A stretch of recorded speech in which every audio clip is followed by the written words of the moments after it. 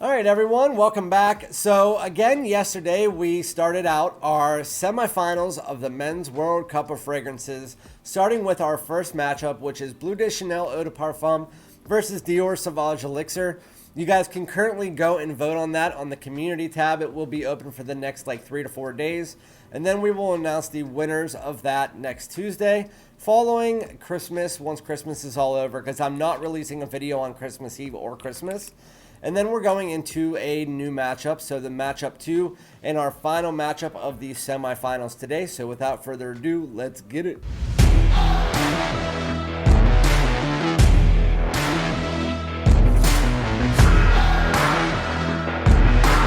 Alright, my great smelling dudes, welcome back to my channel. This is Randy, aka Fragrance Dude, back with the second matchup and final matchup of our semi-final round of the Men's World Cup of Fragrances. Before I get into the actual matchup, please like, comment, subscribe, hit the bell, all that good stuff. And if you do like my content, consider following me on Instagram and TikTok. Now that we got that out of the way, let's preview the matchup.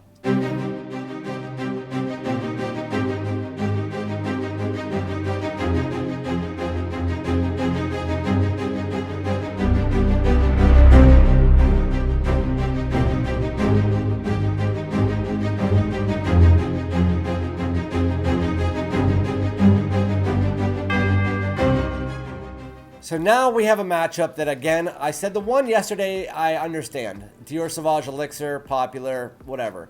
Bleu de Chanel Eau de Parfum, popular, whatever. Layton, popular, whatever. Spicebomb Extreme doesn't deserve to be here. Again, that's just my opinion. The amount of sales speak for itself. The amount of people I've talked to that feel the same way as me. It is good, not fantastic. It speaks for itself.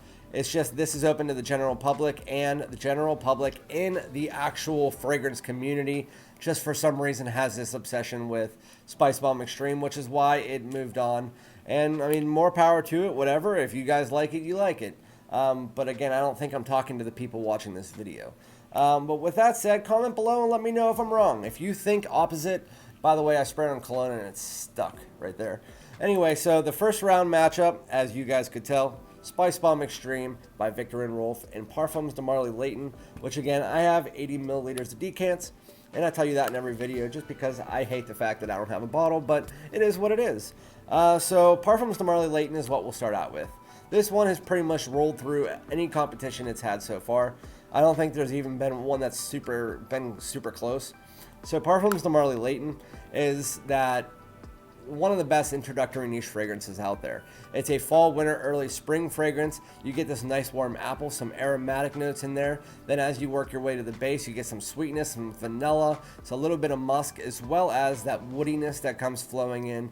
It has a freshness and almost a fruitiness as you are in the opening, has a little touch of spice. And then as you work your way into the dry down again, that woodiness comes out. It gets a little bit warmer, a little bit darker, a little bit deeper than what you had in the opening. That freshness kind of dissipates. That aromatic part just kind of dissipates as you have that apple undertoning, that woods, that little bit of spice, that musk, and that vanilla. It's a really, really nice fragrance. It's obviously going to be the most popular from Parfums de Marly, although I prefer Harad a little bit more over it. But I love it. I love pretty much every Parfums de Marly I've tried outside of Cologne. I just like Parfums de Marly fragrances. It's my favorite niche brand. I mean, again, I understand it's more introductory niche, and niche snobs would be like, oh my god, of course it is, because it's like a designer inspired. But whatever, Parfums de Marly Layton, fantastic fragrance. If you're looking for something that is actually on the less pricey side, you can find it on Aura Fragrance for about $160 for the big one. So it's a really nice fragrance. I know that's still pretty pricey, but that's still leaning on high-end designer prices. Going into its competition, we have Viktor and Rolf's Spicebomb Extreme. So I'm not going to beat around the bush with these fragrances because I've already talked about them now, 4 times going into the competition. And then when I'm done with the competition, I'm going to leave all of these bottles out of my videos for about 2 months just so they don't get ran through with reviews, which I guess you guys will probably appreciate. So Spicebomb Extreme is going to be that spicy opening. You get that pepper, you get that spice mixture, as well as an undertoning sweetness. and then so it's a spice bomb in the opening. It projects above average in the opening, just like all the other spice bombs, and then as it works its way, about 10 to 15 minutes in the fragrance, that's when the projection starts to dissipate into more of a moderate projection for the next 2 hours, as you get that tobacco and that powdery vanilla mixing in, some of those other small little spices leaning to the background.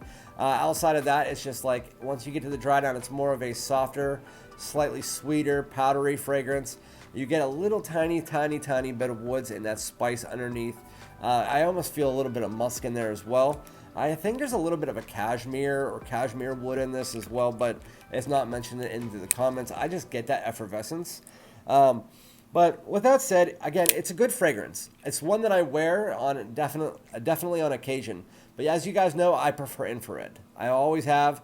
Infrared is my favorite, my wife's favorite, my daughter's favorite. This one's good. It's just I've never been a fan of powdery vanillas. I know a lot of you guys have been. So with that said, Spicebomb Extreme, I think it's a good fragrance. And even if it was one of my favorites, I still don't think that it deserves to be a spot in the top 4. But again, you guys will prove me wrong, or you'll prove me right in the voting here, or maybe it just, I don't know. So it's going against Layton, which has been pretty much, again, ruling through all of its competition, as has Spicebomb. So we'll see what happens when Spicebomb comes against a true competition, because Spicebomb Extreme was #1 from the beginning, so it had pretty easy competition until now. So we'll see how it works out, and maybe you guys will prove me right, maybe you'll prove me wrong. So again, there's going to be the voting for this starting out in the I didn't tell you about the performance of Layton. Layton is going to be about 8 hours, just like all the fall and winter fragrances for PDM. You get about 8 hours with a above average projection for 4 hours, and then more of a personal bubble than a skin scent.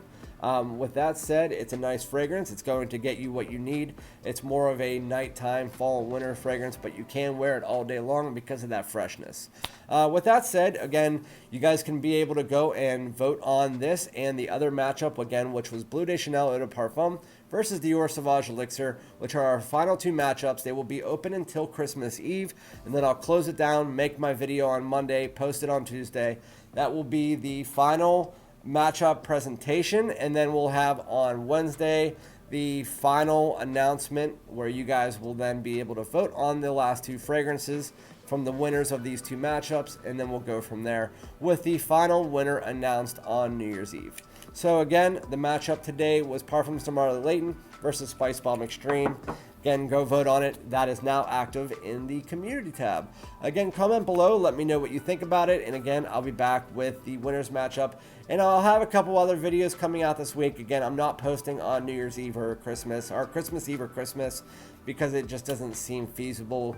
Doesn't seem like anybody's going to be watching them, because they'll be with their families. And so if I don't talk to you guys, happy holidays. Look out for a video tomorrow. Like, comment, subscribe. Peace out.